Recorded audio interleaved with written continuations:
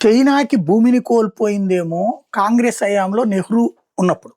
ఓడిపోయింది కూడా అదే కాంగ్రెస్ హయాంలో నెహ్రూ అధికారంలో ఉన్నప్పుడే భారతదేశం. అదే సందర్భంలో డోక్లాంలో చైనాని కంట్రోల్ చేసింది మోడీ టైంలో. అట్లాగే గాల్వన్ లోయలో కంట్రోల్ చేసింది మోడీ టైంలో.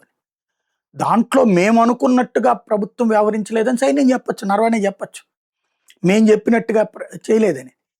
మీకు పూర్తి స్వేచ్ఛనిచ్చామని ప్రభుత్వం చెప్పింది, పూర్తి స్వేచ్ఛనిచ్చిన మాట వాస్తవమే, కానీ వాళ్ళు మమ్మల్ని వెంటపడలేదు అని చెప్తున్నది ఆయన. దెన్ దాన్ని బేస్ చేసుకుని వస్తున్న ఈయన చైనాతో ఎంఓయూ కుదుర్చుకున్నాడు. నెంబర్ 1. నెంబర్ 2 వచ్చేటప్పటికి ఇది ఎపిస్టన్ ఫైల్స్ నుంచి తప్పించుకోవడం కోసం నరేంద్ర మోడీ అమెరికాతో ఒప్పందం చేసుకున్నట్టు. కొంచెం అన్న కామన్ సెన్స్ ఉండాలి కదా. ఎపిస్టన్ ఫైల్స్ అంటే లైంగిక సంబంధాలకు సంబంధించినటువంటి గొడవలు. దాంట్లో నరేంద్ర మోడీకి ఏం సంబంధం ఉంటుంది?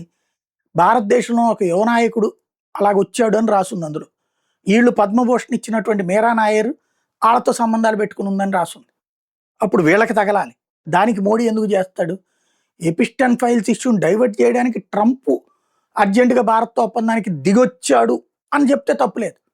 కానీ రివర్స్లో మాట్లాడుతున్నాడు. ఈయనకి రాసిచ్చినోడు ఎవడో అదే రాసిచ్చి ఉంటాడు. ఈయన దాన్ని కన్విన్స్ చేయలేక కన్ఫ్యూజ్ చేస్తున్నాడు.